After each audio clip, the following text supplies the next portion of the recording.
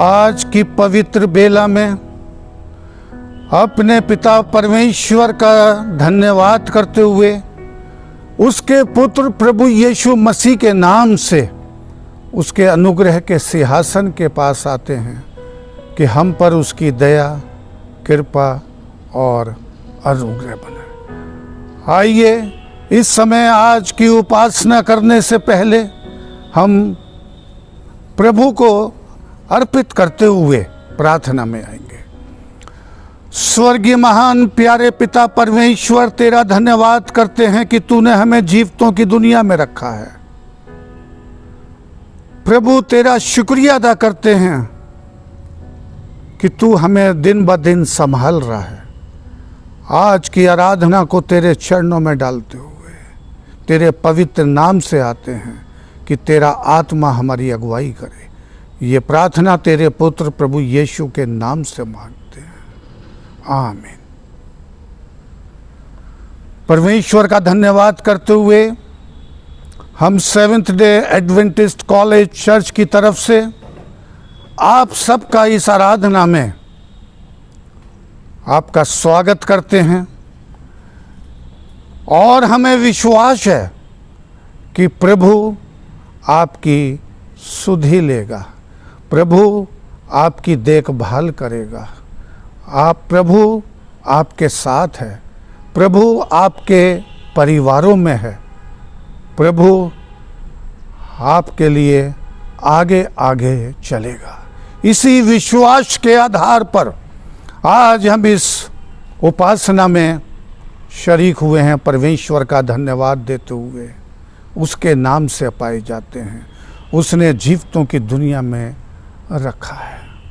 आइए हम आज की आराधना में आते हैं और जब हम संसार की घटनाओं को देखते हैं तो पाते हैं कि समय परिवर्तनशील है। समय कभी एक सा नहीं रहता है, कभी धूप है तो कभी छाँव है, कभी सुख है तो कभी दुख है।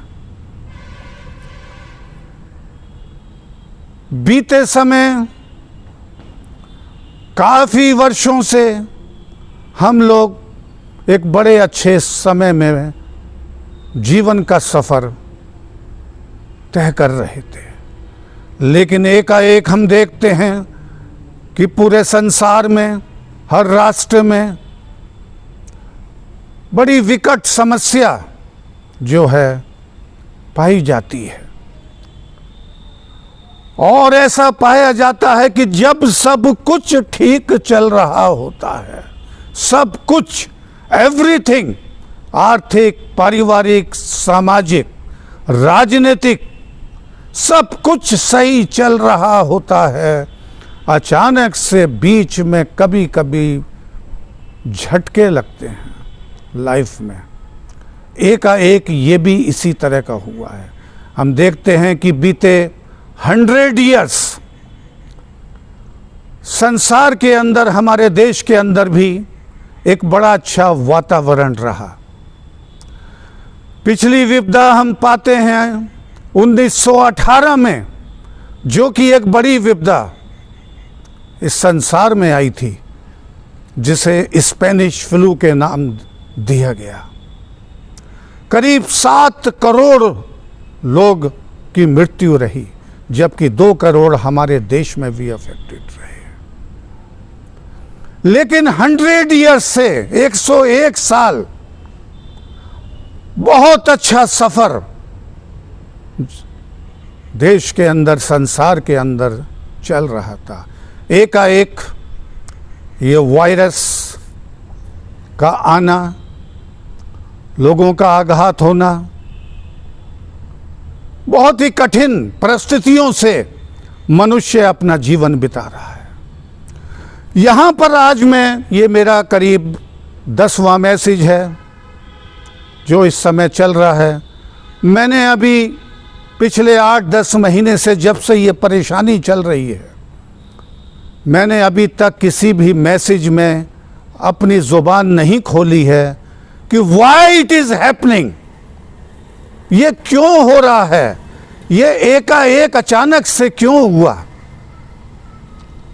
हम बीते 10 महीने से सभी तरह के कमेंट लोगों के द्वारा, वैज्ञानिकों के अलग, राजनीतिज्ञों के अलग, धर्म पुरोहितों के अलग, डॉक्टर्स के अलग, इस महामारी से संबंधित तमाम तरह के कमेंट दिए जा रहे हैं। क्यों, वाई, ऐसा क्यों हुआ।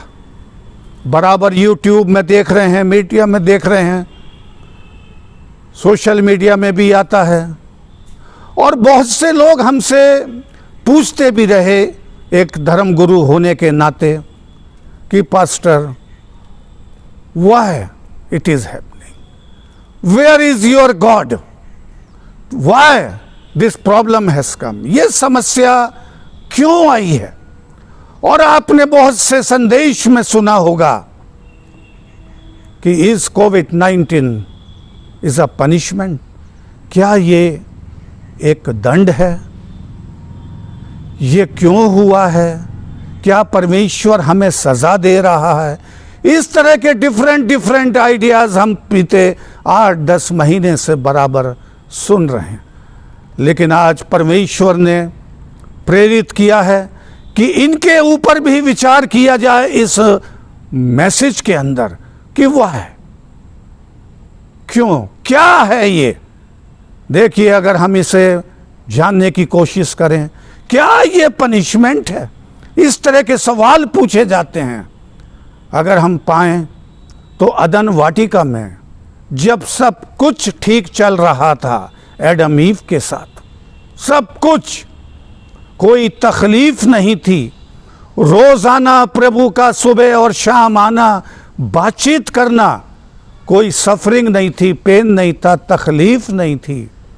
लेकिन एकाएक शैतान ने सवाल पूछा, क्या वास्तव में परमेश्वर ने तुम्हें इस वृक्ष का फल खाने के लिए मना किया है क्या। डाउट, और doubt created in heart of Eve, उसके हृदय में डाउट पैना शुरू हो गया। तो इस तरह से हम भी ये पा रहे हैं और सुन रहे हैं, और बहुत लोगों के कमेंट सुने हैं, और सबको बोलने का अधिकार है। प्रत्येक व्यक्ति इस देश में प्रजातंत्र देश का नागरिक है, उसे व्याख्या करने का पूरा अधिकार है। क्या ये परमेश्वर की ओर से है, क्या ये दंड है, वेयर इज गॉड, क्या। लेकिन आइए आज हम इन सवालों के जवाब देखेंगे कि परमेश्वर का वचन हमें क्या बताता है। परमेश्वर का वचन आज के हालात को देखते हुए हमें संतावना देता है। ऐसे वातावरण में जब सब कुछ अस्थिर हो रहा है, जब उजियाला दिखाई नहीं दे रहा है, परिवारों में, यूनिट में, राज्यों में, देश में, प्रत्येक व्यक्ति आशंकित है, उसे भविष्य के लिए नहीं दिखाई दे रहा है। लेकिन परमेश्वर का वचन हमें आज शांति देगा। मैं इस समय पढ़ना मांगूंगा डिटरोनॉमी की पुस्तक व्यवस्था विवरण, उसका 31वां अध्याय और उसकी 6ठी आयत, जहां पर मूसा नबी कह रहा है, तू हियाब बांध और दृढ़ हो, उनसे ना डर ना भयभीत हो, क्योंकि तेरे संग चलने वाला तेरा परमेश्वर यहोवा है, वो तुझको ना धोखा देगा और ना छोड़ेगा। 3,500 साल पहले मूसा नबी जब अपनी कौम को, परमेश्वर के लोगों को इजिप्ट से निकाल करके यरूशलेम, इज़राइल में बसाने के लिए जा रहा है, कनान देश में, परमेश्वर मूसा की हिम्मत अफजाई कर रहा है, मत डर। लेकिन आज मेरा विषय इसमें आएगा, और ये आप याद रखिए अगली 30 मिनट तक, कि वो धोखा ना देगा और ना वो छोड़ेगा, वो अकेला नहीं छोड़ेगा। 3,500 साल और रिजल्ट दिखाई दिया कि मूसा नबी की मृत्यु के बाद, और मूसा नबी ने यही शब्द जोशुआ की पुस्तक में पहले अध्याय की 5वीं आयत में कहे, जैसा मैं मूसा के संग रहा वैसे ही तेरे संग रहूंगा, और ना तो मैं तुझे धोखा दूंगा और ना तुझे मैं छोड़ूंगा। यहोशू आगे जाके हम देखते हैं कि यहोशू के द्वारा परमेश्वर के लोगों को पूरे इज़राइल के अंदर बसाया गया, जो आज हमें प्रमाण दिखाई देता है। इज़राइल परमेश्वर का चुना हुआ वंश, परमेश्वर की चुनी हुई कौम। अभी जो मैं बात कर रहा था, कमेंट, लोगों के कमेंट, विचार regarding this problem, uncertainty, crisis, लेकिन परमेश्वर का वचन हमें शांति देता है। ना मैं धोखा दूंगा, ना मैं त्यागूंगा। ऐसे हालात में जो अनसर्टेनिटी की स्थिति चल रही है, बहुत अच्छा होगा कि आप लोग, मैं बताता हूं, YouTube pastor VP Singh, northern India union अगुवा, उनके संदेश सुनिए। जो अस्थिरता माइंड के अंदर है, जो समस्याएं दिमाग में चल रही हैं, आपको उनका बड़े अच्छे जवाब उसमें मिले, एक शांति प्राप्त होगी। उस यूट्यूब को खोलिए, शाम को संदेश को सुनिए। मन में जो अस्थिरता है, क्यों, वाई, वेयर इज गॉड, क्यों हो रहा है, परमेश्वर कहाँ है, आइए इन चीजों का जवाब लें। अगर ये कमेंट पाए गए हैं पीछे कि क्या ये परमेश्वर की तरफ से, क्या ये परमेश्वर की तरफ से दंड है? बल्कि ऐसा भी कहा गया एक बार हमसे किसी व्यक्ति ने कि भाई साहब, ऐसा लगता है कि जो 7 विपत्तियों का वर्णन है उसकी शुरुआत हो चुकी है। देखिए, डिफरेंट आइडियाज, जबकि 7 विपत्ति का इस समस्या से कोई भी लेना देना नहीं। ये समय, इस समय हम वचनों में आएंगे कि प्रभु हमसे वचनों के द्वारा बात करेगा कि आज हम कौन से युग में खड़े हैं, आज हम कौन से पीरियड में खड़े हैं। जैसा बताया कि पिछले करीब 101 वर्ष से सारी चीजें बहुत अच्छी चल रही थी, और जब सब कुछ अच्छा चलता है और एकाएक समस्या आनी शुरू होती है तो मनुष्य अस्थिर हो जाता है। लेकिन इससे पहले कि हम संदेश में आएंगे, आप देखिए मत्ती की इंजील 24वां अध्याय, लूका की इंजील 21वां अध्याय और 2 तिमोती 3 अध्याय, ये कुछ घटनाओं के बारे में बताता है कि इस तरह की चीज़ों को होता हुआ देखोगे। लेकिन बाद में प्रभु यीशु मसीह ने कहा, जब तुम इन्हें होता हुआ देखो तो समझ जाना कि अंत निकट है। मैं यहां पर यह विषय इसलिए लाना आया हूं, 24वां, लूका 21वां, 2 तिमोती 3 अध्याय, अधर्म, अस्थिरता, उदंड, व्यभिचार, एक राज्य का दूसरे राज्य पर चढ़ाई, एक देश का दूसरे देश पर आक्रमण, अधर्म का बढ़ना, नफरत का पैदा होना, जो 2 तिमोती 3 अध्याय में लिखा हुआ है। बहुत सी बातें लिखी हुई हैं, इनका होना। कभी विचार करिए, क्या ये समस्याएं परमेश्वर की ओर से हैं? जब तुम इन चीजों को होता हुआ देखो तो समझ जाना कि अंत निकट है, आया नहीं है। लेकिन इसमें से मैं भी रात दिन इनको पढ़ रहा हूं, इनमें से एक भी घटना नहीं है जो परमेश्वर की ओर से हो। अधर्म का बढ़ना परमेश्वर की ओर से नहीं है, नफरत का बढ़ना परमेश्वर की ओर से नहीं है, आक्रमण का होना परमेश्वर की ओर से नहीं है। और वहाँ लिखा हुआ है महामारी शब्द परमेश्वर की ओर से नहीं है। आज संदेश मेरा पॉजिटिव तक चलेगा कि जो एक सवाल पूछे पूछा जाते हैं कि वेयर इज गॉड, आज के समय में ये हमारे मनों में डाउट क्रिएट करता है। जिस तरह से अदन वाटिका के अंदर जब शैतान ने पूछा क्या वास्तव में परमेश्वर ने मना किया है कि इसका फल मत खाना, doubt created the heart and mind of Eve. उसी समय शुरू हो गया और पतन की शुरुआत हो गई।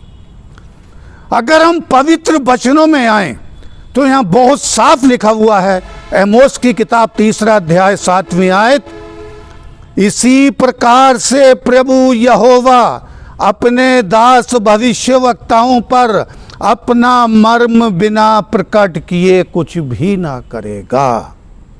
प्रभु यहोवा परमेश्वर अपने भक्तों को बिना बताए, अपने भविष्य वक्तों को बिना बताए कुछ भी ना करेगा। जो हम पीछे 100 साल का बारे में बात कर रहे हैं कि बहुत अच्छा चल रहा था, परिवारों की स्थिति, आर्थिक स्थिति, सामाजिक, देश आजाद हो रहे थे पीछे 100 ईयर्स में, बहुत से देश आजाद हुए थे, सब कुछ अच्छा चल रहा था। और हम हमेशा कहते हैं कि nowadays we are living in the period of grace. आज के दिन हम अनुग्रह के समय में रह रहे हैं। We are not living in the period of punishment. हम पनिशमेंट के पीरियड में नहीं है, दंड के पीरियड में नहीं है। जो ये महामारी पाई जाती है जिसमें हम डाउट कर सकें कि क्या ये परमेश्वर की ओर से है, ये डाउट करने का हमारे पास कोई कारण नहीं है। आइए इस समय हम इशाया की पुस्तक खोलेंगे, जो हमें कुछ सवालों के जवाब मिलेंगे।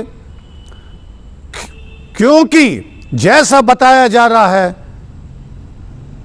और जो पवित्र वचन में पाया जाता है कि जब इन चीजों को होता हुआ देखो तो समझ जाना कि समय निकट है।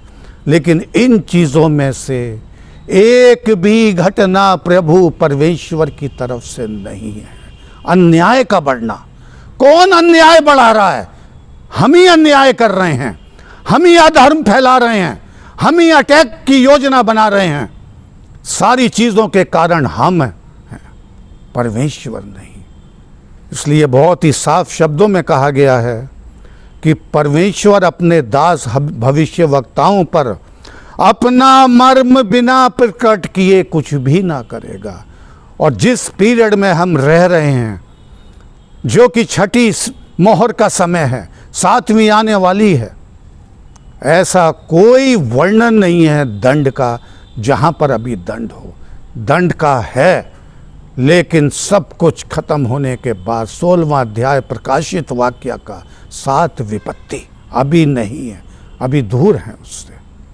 आइए हम इन सवालों के जवाब पाएंगे इशाया की पुस्तक 5वें अध्याय में, जहां पर दाग की बारी का जिक्र है।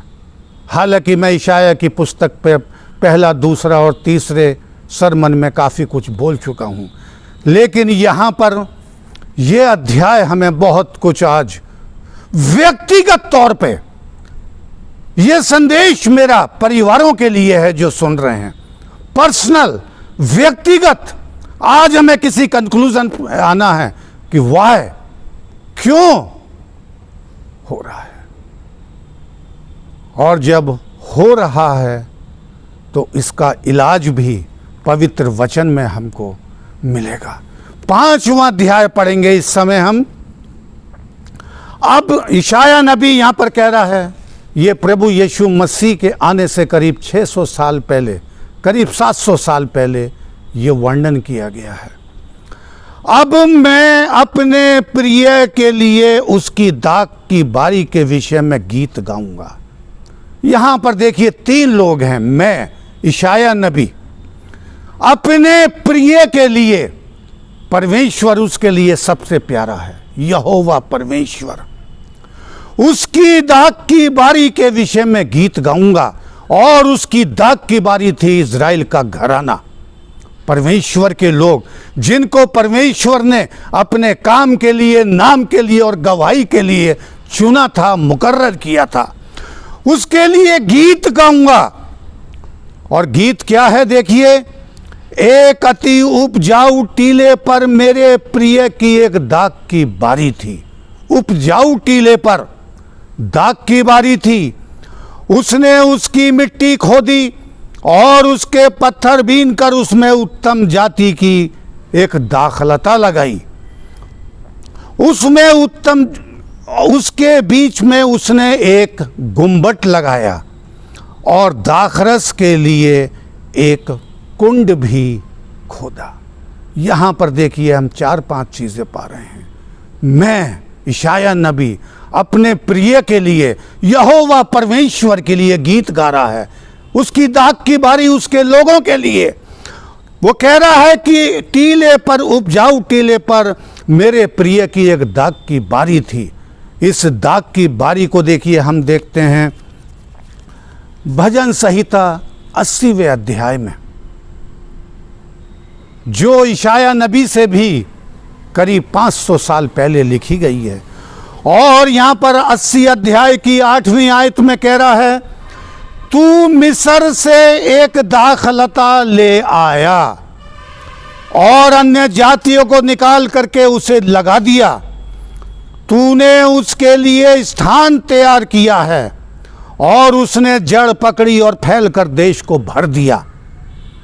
उसकी छाया पहाड़ों पर फैल गई, उसकी शाखाएं समुंदर तक फैल गईं और उसके अंकुर महानद तक फैल गए। दाऊद नबी 500 साल पहले, इशाया से भी पहले, इस दाखलता का वर्णन कर रहा है कि तू इस दाखलता को मिस्र देश से लेकर के आया, जो गुलामी में पड़े थे, निकाल करके लाया। और देखिए ये भी एक भविष्यवाणी है। ये तो उसके सामने उसने देख लिया, दाऊद नबी ने, और पढ़ लिया कि अन्य जातियों को निकाल करके उसे लगा दिया जो यहाँ पाया जाता था। उसने कंकड़ बींदे, पत्थर बीने, उसकी सिंचाई करी, खुदाई करी, सफाई करी, खाद डाला, बीज डाले। वर्णन कर रहा है वहां पर, जो उसने जान लिया था, तूने उनके लिए स्थान तैयार किया।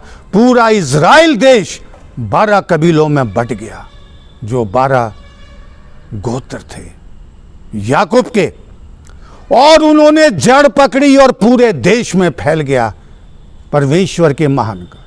इसी कार्य के लिए इशाया कह रहा है कि मैं अपने प्रिय के लिए एक गीत गाऊंगा। आगे कह रहा है दाऊद नबी, उसकी छाया पहाड़ों पर फैल गई।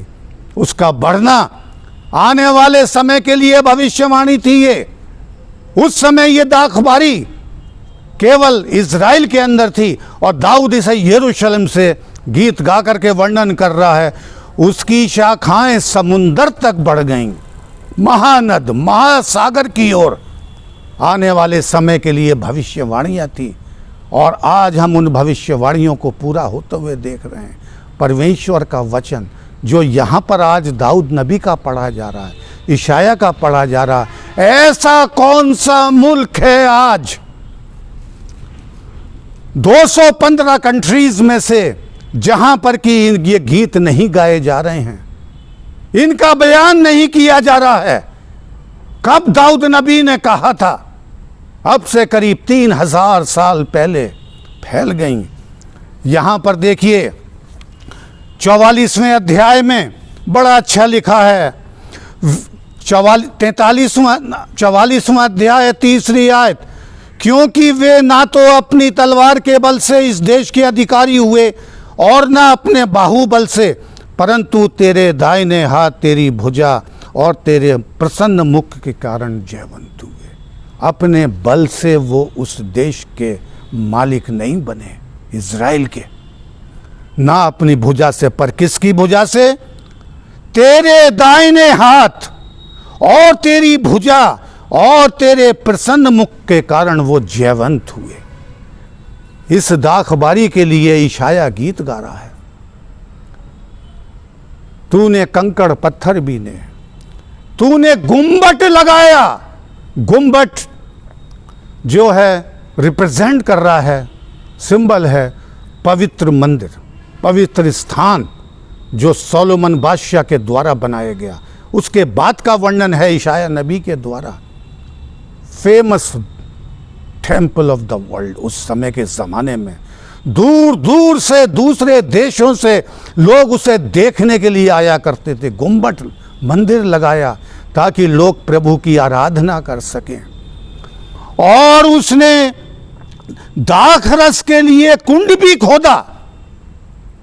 दाखरस का कुंड, ये क्या है? Wine press institution, like the school of profit, नबियों के स्कूल। प्रभु ने उनके लिए न्याय नियुक्त किए जब इज़राइल में बसाया, जिसमें हम सैमुएल और एली लोगों के नाम सुनते हैं।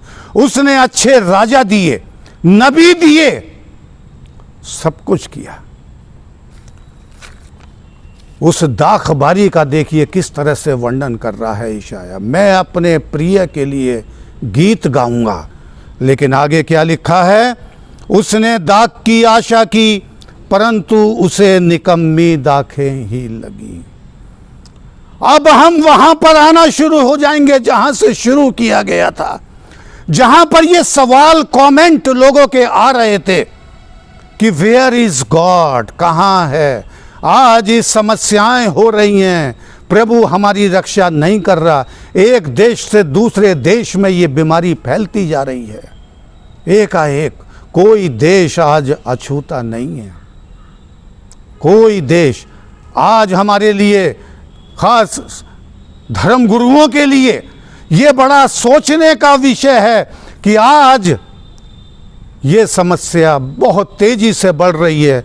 और हम देख रहे हैं कि हमारा कंट्री आज की रिपोर्ट के आधार पर 14 सितंबर, जो मेरे पास यहाँ फिगर है, USA 67 lakhs, India 48 lakhs, Brazil 43। हम लोग फर्स्ट सेकंड लाइन में हैं, सेकंड लाइन। डेथ में USA 1,98,000, India 79, Brazil 1,31,000, third number पे आज हैं। In 215 countries we are in top 3। Top 3 एक सोचने का विषय है। यहां पर मैं सोचने का विषय आज यूनिवर्सल नहीं है। आज मेरा विषय है व्यक्तिगत, प्रत्येक व्यक्ति से, कि आज हमें यह विचार करने का व्हाई इट इज हैपन, क्यों ये ऐसा, क्यों एकाएक जो 101 साल से सब कुछ ठीक चल रहा था, सारी पारिवारिक स्थितियां, यूनिट की स्थिति, राष्ट्र की स्थिति, राज्यों की स्थिति, day by day progress progress after progress, लेकिन एकाएक आज ये व्यक्तिगत रूप से सोचने का विषय है। क्योंकि मैं आज संदेश को लाया हूं कि जो सवाल आए हैं, क्या ये पनिशमेंट है, क्या ये दंड है? लेकिन आज हमने 10 महीने के बाद अपना मुंह खोला है परमेश्वर के वचनों में आने के लिए, क्योंकि प्रभु अपने भविष्यवक्ताओं को बिना बताए कभी इतनी बड़ी मुसीबत नहीं लाएगा। विश्वव्यापी मुसीबत है ये, पूरे वर्ल्ड के अंदर पाई जाती है, वो कभी नहीं लाएगा। यहां लिखा है आशा की थी उसने, दाग की आशा की, अच्छे फ्रूट, लेकिन उसे निकम्मे मिली। यहां पर हम देखते हैं, देखिए, अच्छी और बुरी। गलतियों की किताब में बहुत साफ लिखा हुआ है, अच्छे फल क्या हैं ये? प्रेम, आनंद, शांति, धीरज, कृपा, भलाई, विश्वास, नम्रता और संयम, ये फल हैं। इन फलों की परमेश्वर ने आशा की। उसने दाख की बारी लगाई, कुंड खोदा, पवित्र मंदिर का निर्माण किया, नबी नियुक्त करे, याजक नियुक्त करे, न्यायी नियुक्त करे, दुश्मनों से रक्षा करी। आशा थी उसको कि उसे मीठे फल मिलेंगे, लेकिन मिला क्या? चाहा था प्रेम, आनंद, शांति, लेकिन मिला क्या उसको? व्यभिचार, गंदे काम। जो गलतियों की किताब 5वें अध्याय की 19वीं आयत पढ़ रहे हैं हम, 5वां अध्याय गलतियों का। व्यभिचार, गंदे काम, लुचपन, मूर्ति पूजा, टोना, बैर, झगड़ा, ईर्ष्या, क्रोध, विरोध, फूट, विधर्म, मतवालापन, लीला कीड़ा और इनके जैसे और भी काम हैं। आशा की थी उसने प्रेम, आनंद और शांति की, लेकिन फल कौन से मिल रहे हैं? जो आपके सामने पड़ लिए। ये फल परमेश्वर के द्वारा लाए हुए नहीं है। ये फल ये मनुष्य के द्वारा हैं। उसने अच्छे फलों की आशा करी। आज हमारे लिए ये इंडिविजुअल सोचने का विषय है, अपने परिवारों के लिए सोचने का विषय है। आज अपने प्रभु यीशु मसीह के पास आने का समय है। जो भी बीत गया, वॉट एवर हैपन, 10 महीने से हम लोग जो है स्ट्रगल कर रहे हैं। होप इन जीसस। प्रभु ने कभी जो आयत पढ़ी थी शुरू में, जो मूसा नबी से कहा, वो तुझको ना धोखा देगा ना छोड़ेगा। हमारे फल तो देख लिए, लेकिन परमेश्वर का वचन आज हमें हिम्मत दे रहा है, आज हमें इनकरेज कर रहा है कि वो हमें धोखा नहीं देगा, वो हमें इस हाल में नहीं छोड़ेगा। हम अदन वाटिका से लेकर आज तक का 6000 साल का सफ़र देख रहे हैं। परमेश्वर ने अपने लोगों को, वो चले ज़रूर गए उससे दूर, मैन मेड समस्याओं से दूर चले गए, अपनी बनाए हुए गुनाहों से दूर चले गए, अपनी समस्याओं से चले गए। लेकिन परमेश्वर ने फिर भी उनकी सुधि ली है। 3500 साल पहले मूसा नबी कह रहा है, धोखा नहीं दूंगा, छोड़ूंगा नहीं। प्रभु यीशु मसीह के पास, क्योंकि यहां वचन कह रहा है, मेरी दाख की बारी के लिए और क्या करना रह गया था जो उसके लिए ना किया हो। क्या कमी रह गई थी? सब कुछ, एवरीथिंग। जैसा बताया कि लास्ट घटना संसार में जो स्पेनिश फ्लू के नाम से जानी जाती है, जिसमें 7 करोड़ लोग तबाह हुए, उसे 101 साल और उसके बाद ये घटना आई है। यहाँ प्रभु पूछ रहा है, और क्या करना बाकी रह गया था? बड़ा अच्छा सफ़र हमारा चल रहा था। मैंने दाख की आशा की और निकम्मी दाखें लगीं। अब मैं तुमको बताता हूं कि अपनी दाख की बारी में क्या करूंगा, उसके कांटे वाले बाड़े को हटा दूंगा। आज यही मेरे मैसेज, आज का संदेश का विषय यही है, बाड़ा, hedge of security, hedge of protection. अब आपको जवाब मिल गया होगा इस बात का, हेज ऑफ प्रोटेक्शन।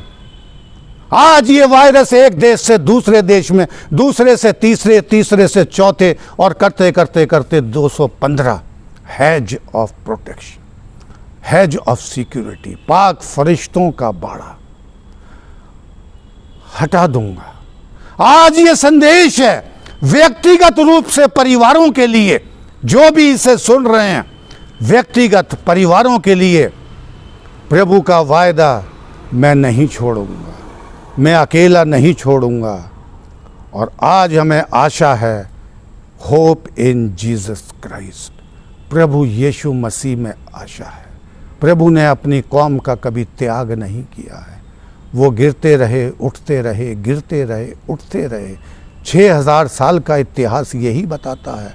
फिलिपियंस की किताब में 4 अध्याय और 19वीं आयत में लिखा हुआ है, मेरा परमेश्वर भी अपने उस धन के अनुसार जो महिमा सहित प्रभु यीशु मसीह में है तुम्हारी हर घटी को पूरा करेगा। आज जो घटी हमारे साथ हो रही है, पौलुस रसूल यहाँ पर कह रहा है फिलिपियंस की किताब में, वहाँ के लोगों को कह रहा है मेरा प्रभु तुम्हारी हर घटी को पूरा करेगा। आज व्यक्तिगत रूप से हमें प्रभु यीशु मसीह के पास आने की ज़रूरत है ताकि हमारे घरों के चारों ओर बाड़ा हो। ये बाड़ा हटा है, ये प्रभु यीशु मसीह की बाढ़ है जो कमज़ोर हो गई। प्रभु यीशु मसीह इस दंड को नहीं लाया। अब मैं आखिर में कह सकता हूँ, दंड वो नहीं लाया, ये पनिशमेंट उसका नहीं है, लेकिन बाड़ा। आज हम अपने परमेश्वर से कह सकते हैं और हिम्मत मिल रही है। भजन संहिता 130 और 3वीं आयत, यदि तू अधर्म के कामों का बदला ले तो हे प्रभु कौन तेरे सामने। व्यक्तिगत आज है, आज का संदेश मेरा व्यक्तिगत है। आज अपने परिवारों में ये बोलिए, रिपीट करिए बार बार कि यदि तू हमारे अधर्म के कामों का बदला ले। हालांकि वो बदला नहीं ले रहा है। आज की समस्याएं हम जितनी देख रहे हैं सब मैन मेड प्रॉब्लम है।